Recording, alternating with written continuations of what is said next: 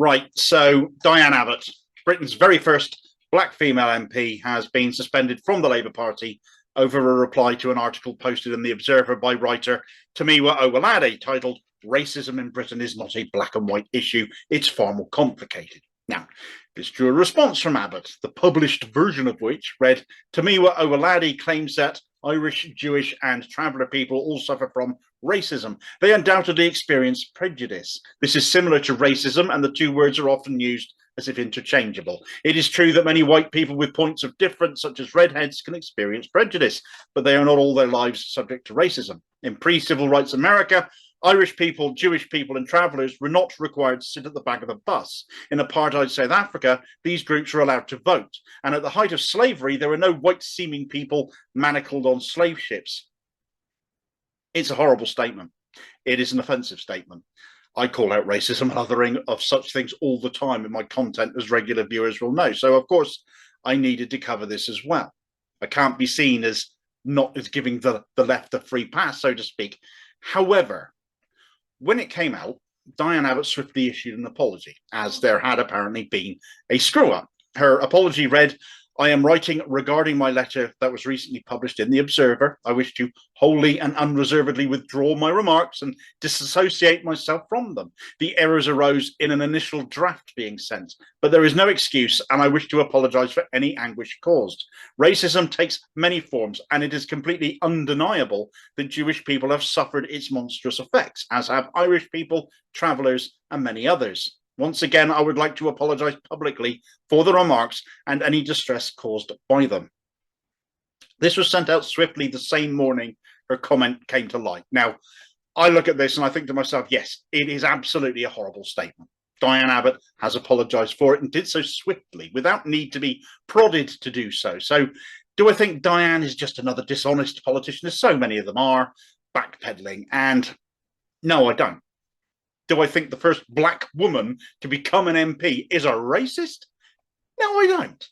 It's to fight. She entered politics to fight racism. She entered politics at a ferociously unfriendly environment, even now as it is now, let alone back then in the 80s when she first became an MP.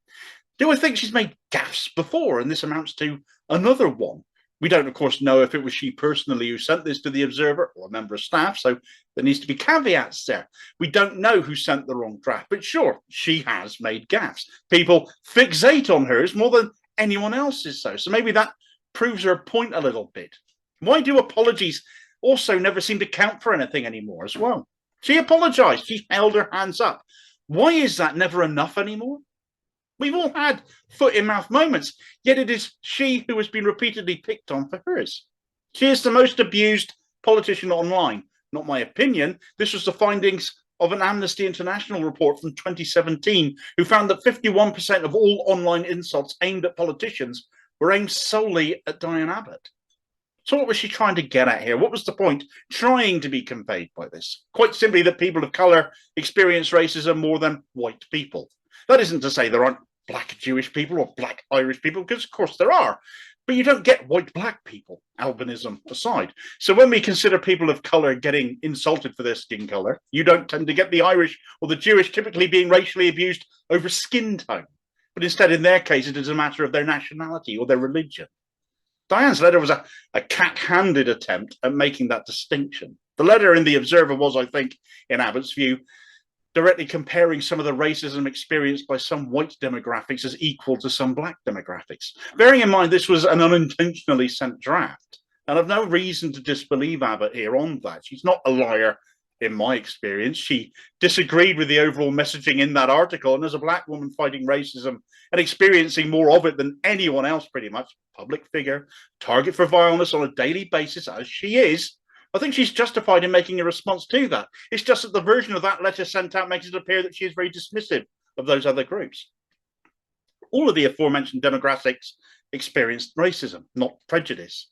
I don't believe Diane Abbott for one moment intended to convey that as her message. I'd want to see more evidence than just that of a reply to a letter in a centrist paper to condemn Abbott as something I don't believe she is. Abbott wanted to make a distinction between the racism experienced by some white people and that suffered by non-white people. And honestly, I don't think there is a word for that that fits. Susie Dent, please tell me if there is one.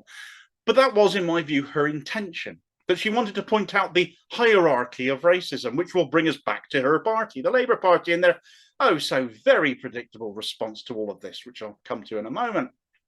My view of Abbott's intent here is very much shared by some of the many people who have come out in support of Diane Abbott, some of whom you might be rather surprised at. Robert Peston, for example, not known for his left leanings, said that Diane Abbott has experienced much racism in her life. It is important to accept her apology in a spirit of kindness and understanding. All racism and discrimination against whichever ethnicities, faiths, and communities is just wrong. John McTernan, the Blairite cheering the return of Thatcherites to the Labour Party, said swift and appropriate apology from Diane Abbott. She has been subjected to vile racist abuse throughout her career, and her apology should be accepted in the spirit it was offered. He's even penned a piece in The Spectator, of all places, supporting Abbott. Other notable responses I've seen include former Plaid Cymru leader Leanne Wood saying Diane Abbott is not a racist. She made a mistake and has apologised for it. The harassment and hounding of her must stop. Of course, not everyone will stop, though, and some of those attacking Abbott over this might surprise as well. Owen Jones, always blowing in the wind, started out by saying that letter from Diane Abbott is an absolute shocker, just completely astonished, before later backpedaling on himself, coming out with what Diane Abbott said was totally wrong. At the same time, no British politician has been subjected to the levels of racism she suffered. Oh, now you remember that. She has a consistent record fighting racism, and people angered by that record are getting off on calling a black woman racist. Paul Mason, previously thought of as a lefty before transforming into a lapdog for Keir Starmer in his desperation to get selected as a Labour parliamentary candidate somewhere, anywhere will do, called Abbott a disgrace, inferring that apologising for saying something outrageous is actually a far-right tactic. No, it isn't. It's called an apology, you paralysingly stupid man. Novara Media haven't covered themselves in glory particularly either. Rivka Brown, in reply to Robert Peston's aforementioned tweet, wrote, "Incredibly, I agree with this man. Diane Abbott's stupid, ill-informed comments come from a place of deep hurt, not hatred. She's apologised and is no doubt better informed about anti-GRT racism and anti-Semitism as a result of this episode. Condescending much?" Sadly, an apology isn't enough coming from Diane Abbott for Keir Starmer's Labour, who had Abbott suspended from the party literally as soon as she'd apologised. They couldn't fall over themselves fast enough to suspend a member of the left. Likely had celebration drinkies about it too, and in doing so, proving that hierarchy of racism both Abbott was trying to get across, and that indeed the Ford report into Labour abuses that Starmer had commissioned and the racism that had exposed, and that Starmer has continued to do nothing about. Here's just a handful of examples of where other Labour MPs have got away with it, and they just all happen to be white and right-wing. I'll start with Lord John Mann, who, despite having been a nominally Labour MP, got handed a peerage by the Tories and now perversely advises them on anti-Semitism. Now, aside from a track record of attacking the Gypsy, Roma and Traveller community, Mann had also, during an investigation into his own conduct between 2021 and 22, been accused of weaponising anti-Semitism against a complainant. The Parliamentary Conduct Committee looked at his behaviour and concluded that he had badly worded a letter. I shit you not. He's also gone on record today, of course he has, as saying Abbott should now step down. Well, you didn't, did you? And you did exactly the same thing in print. In the bin with you. Another example happened during the 2021 local election campaign when Warrington MP Charlotte Nichols was caught distributing leaflets which were anti-Gypsy, Roma and Traveller community again. And yet again, no action was taken against her. The leaflets just got binned. In 2020, backbench Labour MP Barry Shearman tweeted about silver shekels in relation to two Jewish businessmen, which he later apologised for and deleted. Labour issued a statement saying Barry has deleted the tweets and apologised. He deeply regrets the offence caused. Well, Diane Abbott didn't have the benefit of her party coming out to bat for her. They just put the boot in. What a pity. Hers is less acceptable than Shearman's gaffe then, eh? There was Peter Kyle just the other day who trotted out some casual Islamophobia by referring to Humza Yousaf, the new SNP leader, as Mohammed. Where was the outcry over that? I'm still waiting. Rosie Duffield, just the other week, liked a tweet by, of all people, the transphobe Graham Linehan, amounting to Holocaust denial by appearing to agree with the point he was making that trans people were not rounded up by the Nazis, as he attacked an article written by Eddie Izzard on this very subject. Newsflash, transphobes, they were. Steve Reed, the alleged architect of those attack ads of Labour's right now, once referred to newspaper proprietor Richard Desmond as a puppet master, despite Desmond being Jewish, and this being a notoriously anti-Semitic trope. An apology was good enough for Labour then as well. Rachel Reeves, the Shadow Chancellor, has never apologised for voicing her adulation of Nancy Astor, a notorious anti-Semite. I mean, the list just goes on and on and on, and every next case is just one more example of why the Labour Party absolutely is singling Diane Abbott out here for special treatment. And now, how can it look any other way than they're only doing so because she's left-wing, or they're only doing so because she happens to be black? These are accusations it is entirely fair and reasonable to aim at Labour here and now, given how they are treating her differently. Some, of course, cheer this course of action, and of course, these are the people Starmer likes and wants to appeal to. And they're oh so typical in their statements. We knew, the same old faces. The Jewish Labour movement have praised this news, as have the Board of Deputies, both right-wing bodies, never mind Jewish. And they certainly don't speak for all Jews when the aforementioned Jewish Voice for Labour and also Judas have come out in support of Diane. Mike Gapes, who deserted Labour as an MP to start Change UK, and that Starmer has recently readmitted, said, "I am delighted that under Keir Starmer, Labour is taking robust action against anti-Semitism." Just that bit, was it, Mike? Looking forward to another future free jolly to Israel, are we? Not the gypsy, Roma, traveller or Irish. They don't count. Nothing in that for you, I suppose.